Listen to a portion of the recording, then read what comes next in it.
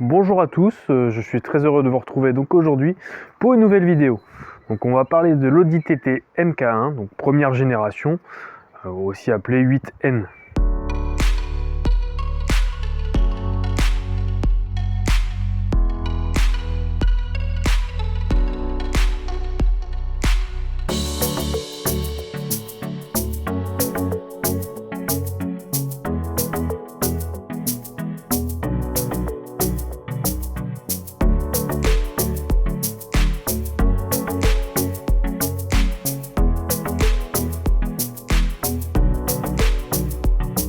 Donc là on est sur une version 1,8 litre 150 chevaux.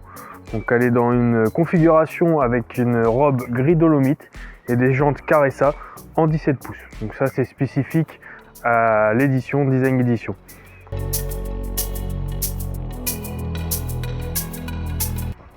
Donc on doit le design de l'Audi TT donc à monsieur Frickman Thomas. Donc, a commencé avec le projet 297 en 1994. Ensuite, l'année suivante, en 1995, on a eu une présentation au salon de Francfort et une production qui a commencé en 1998. Au niveau du design, donc, on va retrouver des lignes tout en courbe, assez épurées, ce qui lui confère un caractère sportif. Donc, il y a très peu d'éléments qui changent avec le concept car. Notamment, on va retrouver des custodes là, arrière qui n'existaient pas sur le concept car. On a quelques éléments qui diffèrent, comme ici des entrées d'air qu'il y avait sur le concept car. Ici on est plutôt en carrosserie pleine. Voilà. Donc il y a quelques petits éléments comme ça qui changent. Donc sur l'arrière du TT, on va retrouver un béquet. Donc béquet qui n'était pas d'origine, hein. Donc béquet qui a été rajouté à partir de l'an 2000, puisque sur les premiers modèles, ça mettait une portance assez importante sur l'essieu arrière, ce qui avait tendance à haute vitesse à faire chasser l'arrière de la voiture. Donc il y a eu des rappels à partir de janvier 2000, aussi bien pour ajouter le béquet sur les véhicules que le SP. Sur la version V6 donc de 250 chevaux, on va retrouver un béquet un petit peu plus surdimensionné, donc on va retrouver une partie en plastique qui va venir recouvrir l'aileron d'origine. Au niveau du logo TT, pourquoi TT? Puisque c'est un hommage en fait à la NSU TT qui était engagée en 1965 donc sur le Tourist Trophy, donc sur l'île de Man, puisqu'à l'époque les voitures également couraient. Pourquoi NSU TT? Tout simplement puisque Audi c'est la fusion de Auto Union et de NSU.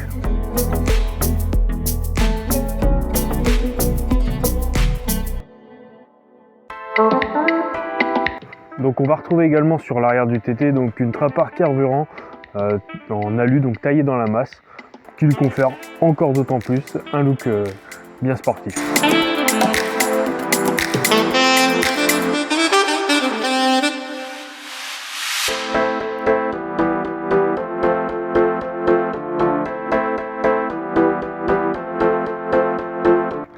Sur l'Audi TT, on va retrouver plusieurs motorisations, donc elles sont uniquement en essence. On va retrouver le 1,8 litre 4 cylindres en ligne qui fonctionne avec un turbo, donc on va retrouver plusieurs modèles, notamment comme celui-ci de 150 chevaux. On va retrouver un 163 chevaux, un 180, un 190 et pour finir un 225 chevaux. On va retrouver une motorisation un petit peu plus noble, hein, qui est le V6,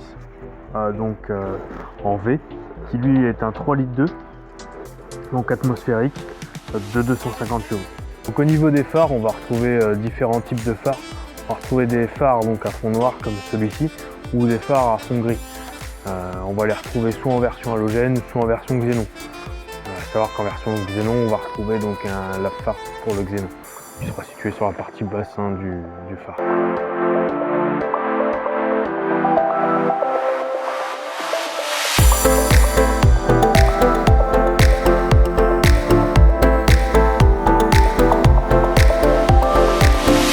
Au niveau du bas de pare-choc, on va retrouver une différence sur la version V6. Donc à ce niveau-là, hein, la partie basse du pare-choc, on va retrouver plusieurs petites ailettes sur le modèle V6. L'arrière, on va retrouver différents types de valence. Donc la valence, c'est la partie qui est en dessous le trait rouge là, au niveau du pot d'échappement. Donc on va retrouver des valences comme ici lisses, hein, couleur carrosserie, et des valences style alvéole. Notamment sur la version V6. On va retrouver également certaines versions qui ont deux sorties de pot d'échappement, À savoir que quand il y a une seule sortie d'échappement, en général, c'est que c'est une version 150 ou une version 163 voire 180 chevaux. Donc bienvenue à l'intérieur de l'Audi TT. Donc là on est sur une GT 2+2. Donc on a deux petits sièges à l'arrière. Sur les versions V6, ces deux sièges là n'apparaissent même pas. Donc là on est sur un modèle qui possède un cuir Biton. Alors je précise que ce cuir là n'est pas au catalogue Audi d'origine. Donc ça a certainement dû être fait par un sellier.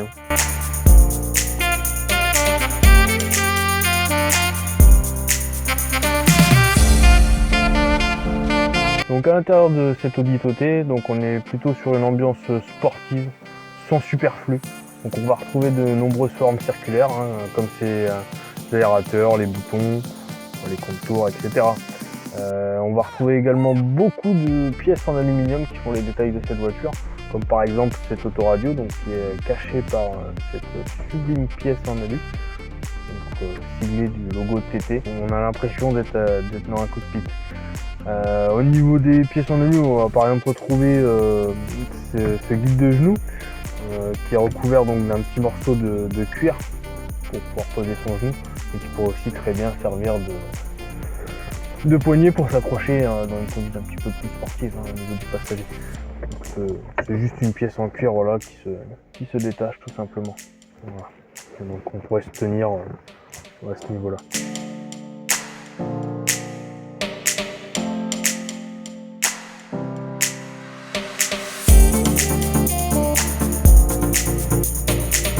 Donc au fil des années, on a eu différentes options sur les modèles sortis. On pouvait avoir notamment différentes personnalisations possibles, comme une couronne de volant qui pouvait être en cuir comme le reste du volant ou en Alcantara. On pouvait retrouver un ciel de toit également en Alcantara. Et au niveau de la partie basse de la console, également on pouvait retrouver soit du cuir, soit de l'Alcantara. On avait quelques options par exemple comme le téléphone, donc on pouvait retrouver un téléphone au niveau de la console centrale. On a eu également des ceintures qui pouvaient être colorées selon le désir du client. Après, sans parler des différentes combinaisons de sièges en cuir qu'on pouvait retrouver. Il y avait aussi des éditions spéciales au niveau des cuirs, comme l'édition de baseball, qui est un petit peu plus particulière. Au niveau de l'intérieur également, on pouvait retrouver sur la console de bord donc soit un lecteur CD, soit un lecteur cassette. On avait également aussi des chargeurs 6 CD qui étaient disponibles. On avait aussi la climatisation automatique comme ici, ou tout simplement manuel. On avait aussi également des options telles que le GPS, GPS de l'époque. Voilà, donc je vous ferai un petit descriptif de tout ce qu'il y avait en option. On va retrouver un cendrier, on va retrouver l'allume-cigare. Là au niveau de la colonne, on va retrouver encore un rangement, un bouton pour ouvrir la trappe d'essence et un bouton pour ouvrir le coffre. Vous aviez également aussi un accessoire sur la console centrale, vous pouvez retrouver là entre les deux sièges un porte-gobelet. C'est une option qui existait aussi.